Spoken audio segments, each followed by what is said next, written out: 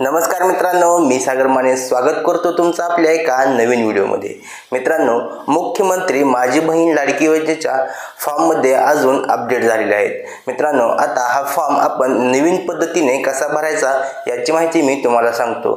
यामध्ये बरेचसे नवीन बदल झालेले आहेत, ते बदल आपण फॉर्म भरताना पाहूयात। तर चला तर मग सुरू करूया आजचा व्हिडिओ।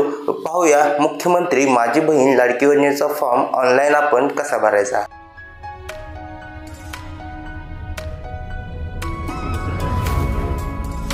मित्रांनो, सर्वप्रथम आपण प्ले स्टोर मधून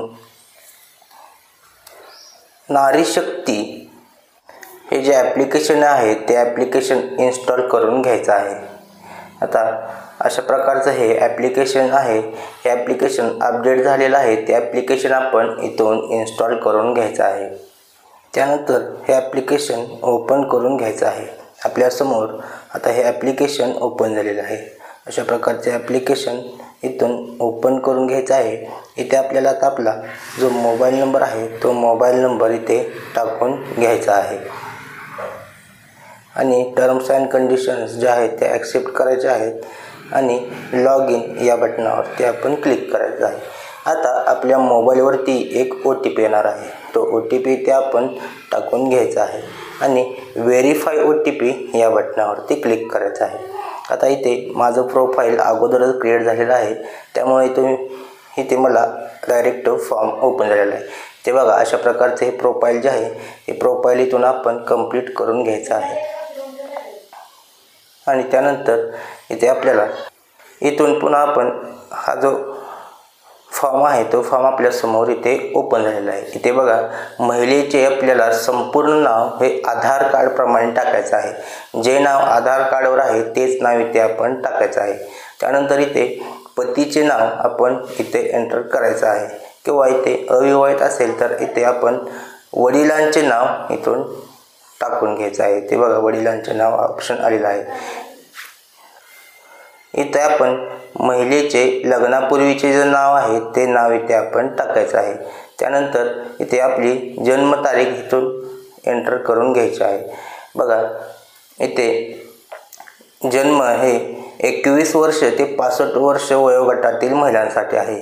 जर महिलांचे वय 21 वर्षापेक्षा कमी आणि 65 वर्षांपेक्षा जास्त असेल तर ते लागू होणार नाहीत, त्यामुळे ते पुढील फॉर्मवर प्रक्रिया करू शकत नाही। बघा, इथे संपूर्ण आपल्याला माहिती दिलेली आहे। आता इथे बघा, अर्जदाराचा पत्ता आधार कार्ड प्रमाणे आपल्याला इथे एंटर करायचा आहे। इथे आपला आधार कार्ड प्रमाणे जो पत्ता असेल तो पत्ता आपण इथे एंटर करायचा आहे। त्यानंतर आपला जिल्हा इथून निवडायचा आहे। तुमचा जो जिल्हा असेल तो जिल्हा तुम्ही इथून निवडून घ्या आणि त्यानंतर जिल्हा निवडल्यानंतर आपल्याला आपला जो तालुका आहे तो तालुका इथून निवडायचा आहे। त्यानंतर आपण ज्या गावात किंवा शहरात राहत असाल तर ती शहर इथे निवडायचं आहे आणि इथे बघा, ग्रामपंचायत, नगरपंचायत आणि नगरपालिका जी असेल ती टाकून घ्यायची आहे। त्यानंतर आपला जो पिनकोड आहे तो पिनकोड इथे टाकायचा आहे। त्यानंतर इथे खाली आपला मोबाईल नंबर असेल तो मोबाईल नंबर इथे टाकायचा आहे आणि आपला आधार कार्ड क्रमांक इथे एंटर करायचा आहे। त्यानंतर खाली इथे बघा, शासनाच्या इतर विभागामार्फत राबवण्यात येणाऱ्या आर्थिक योजनेचा लाभ घेत आहात का, असा प्रश्न विचारला आहे। तुम्ही जर शासनाच्या इतर कोणत्या योजनेचा लाभ घेत असाल, जसे की आता PM किसानचा लाभ घेत असेल तर इथे होय करायचा आहे आणि PM किसानचा किंवा अदर कोणताही लाभ घेत नसाल तर तुम्ही ते नाही करायचं आहे। ते बघा, PM किसानचा लाभ घेत असाल तर तुम्हाला फॉर्म भरता येणार आहे आणि दुसऱ्या कोणत्या योजनेचा लाभ घेत असाल तर फॉर्म भरता येणार नाही। आता इथे बघा, वैवाहिक स्थिती आपल्याला इथे अविवाहित, विवाहित, विधवा, परित्यक्त्या, निराधार, घटस्फोटी यापैकी जो ऑप्शन आहे तो ऑप्शन इथे आपण निवडायचा आहे। आता इथे बघा, महिलेचा जन्म परराज्यात झाला आहे का, असा प्रश्न विचारलेला आहे।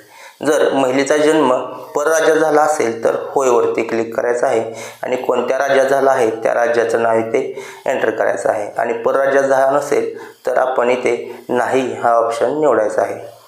आता इथे बघा, आपलं बँकेत खातं असणं हे अत्यंत महत्त्वाचं आहे, तरच आपल्याला आपले जे मुख्यमंत्री लाडकी बहीण योजनेचे जे 1,500 रुपये आहेत ते येणार आहे. आपलं आता इथे बँकेचं जे नाव आहे ते नाव इथे एंटर करायचं आहे. त्यानंतर बँक खातेधारकाचे नाव एंटर करायचे आहे. त्यानंतर आपला बँक खाते क्रमांक आपण इथे टाकून घ्यायचा आहे आणि नंतर जो IFSC कोड आहे तो IFSC कोड टाकायचा आहे.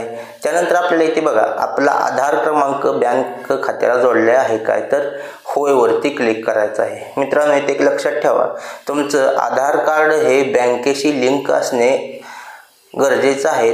तेव्हाच तुम्हाला जे 1,500 रुपये आहेत ते तुमच्या खात्यावरती जमा होणार आहेत. त्यामुळे तुम्ही फॉर्म भरताना किंवा फॉर्म भरल्यानंतर आपलं आधार कार्ड जे आहे ते बँकेत लिंक आहे का नाही ते स्वतः जाऊन एकदा चेक करून घ्यायचं आहे.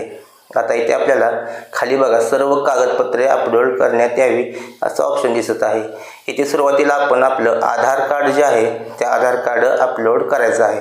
आता हे आधार कार्ड आपण स्कॅन करायचा आहे आणि मग आपल्याला अपलोड करायचं आहे. आपण या अगोदर आधार कार्डच्या दोन्ही बाजू कशा स्कॅन करायच्या आणि एकत्रित कशा करायच्या याचा व्हिडिओ बनवलेला आहे. आपल्या चॅनलवरती हा व्हिडिओ आहे. तो व्हिडिओ पाहून तुम्ही आधार कार्ड आपलं इथे अपलोड करायचं आहे.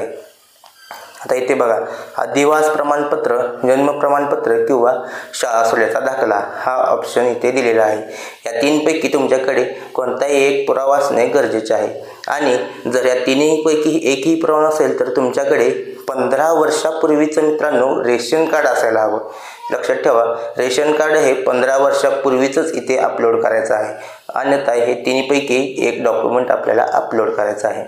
आता इथे बघा उत्पन्न प्रमाणपत्र किंवा पिवळे किंवा केशरी रेशन कार्ड हा ऑप्शन इथे दिलेला आहे. आता इथे बघा उत्पन्न प्रमाणपत्र असेल तर तुम्ही इथे अपलोड करायचं आहे आणि पिवळे किंवा केशरी रेशन कार्ड इथे तुम्ही अपलोड करू शकता. आता इथे पिवळे किंवा केशरी रेशन कार्ड अपलोड करण्यासाठी कोणतीही 15 वर्षाची अट नाही. इथे तुम्ही कधीही काढलेलं पिवळे किंवा केशरी रेशन कार्ड अपलोड करायचं आहे. आता इथे अर्जदाराचे एक हमीपत्र हा ऑप्शन आहे.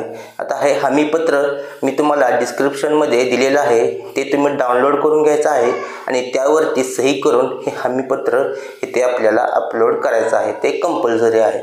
आता इथे बघा बँक पासबुकला इथे स्टार केलेलं नाही, त्यामुळे बँक पासबुक तुम्ही अपलोड केलं तरी चालेल आणि अपलोड नाही केलं तरीही चालेल.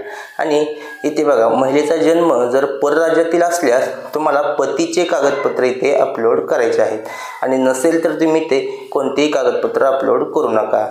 इथे शेवटी आपल्याला अर्जदाराचा फोटो हा ऑप्शन दिलेला आहे. आता मित्रांनो काल आलेल्या GR नुसार तुम्हाला अर्जदाराचा फोटो लाईव्ह घेण्याची गरज नाही.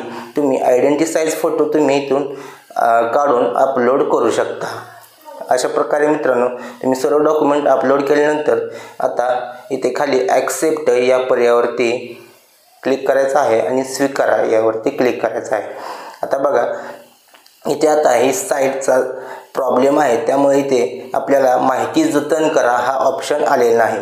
तुम्हाला इथे माहिती जतन करा हा ऑप्शन येणार आहे, त्यावरती इथे क्लिक करायचं आहे आणि त्यानंतर इथे उजव्या बाजूला ग्रीन कलरमध्ये फॉर्म सबमिट हा ऑप्शन येणार आहे.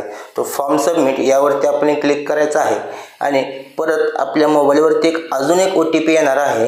तो OTP एंटर करायचा आहे आणि OTP एंटर केल्यानंतरच आपला फॉर्म सबमिट होणार आहे आणि शेवटी आपला फॉर्म पेंडिंग असं दाखवणार आहे. त्यामुळे काळजी करण्याचं कारण नाही, पूर्ण सगळ्यांचेच फॉर्म अजून पेंडिंग आहेत. शासनाकडून अजून कोणतेही व्हेरिफिकेशन सुरू झालेले नाही, त्यामुळे घाबरण्याचं कारण नाही. आपला फॉर्म पेंडिंग दाखवत असेल तर आपला फॉर्म हा सबमिट झालेला आहे, त्यामुळे काळजी करण्याचं कारण नाही.